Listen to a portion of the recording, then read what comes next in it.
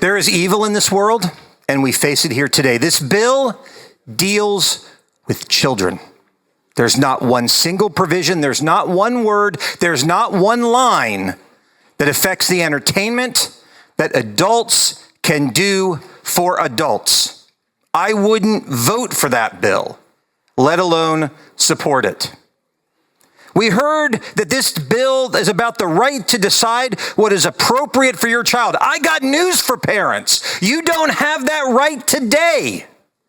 You can't decide to not send your kid to school. You can't decide to starve them. You can't send your kid to an NC-17 movie. For all those folks who said there's no standards in the movie business, there's all kinds of decisions. There's all sorts of guardrails that the government has put in. Yes, we believe in school choice. That's not the same as taking your child to a sex show.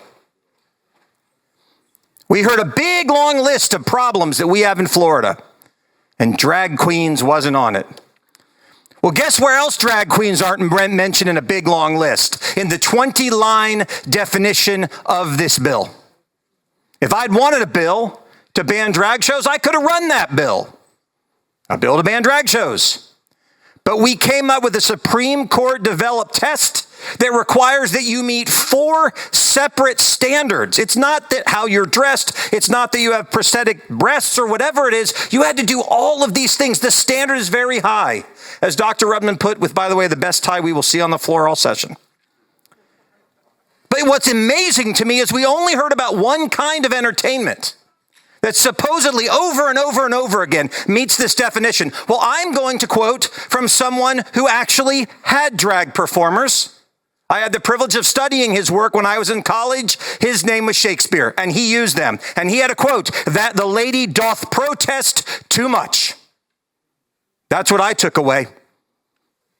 People said, if you don't like this, don't take your kids to this. Part of the reason that we run this bill is because these are not simply happening in places that are ticketed, in places that are private. As one of the members in the back row pointed out, these are happening in parks, these are happening in streets, these are happening in downtowns. And I learned this when members in my community called me and said they were going to the library, they were going to a restaurant, they were going to the post office, they were walking through a downtown that was closed, and they saw exactly the sort of behavior that this bill would not allow children to see. Now, if that was not enough, I'll give you one more example. There is evil in this world, and we face it here today.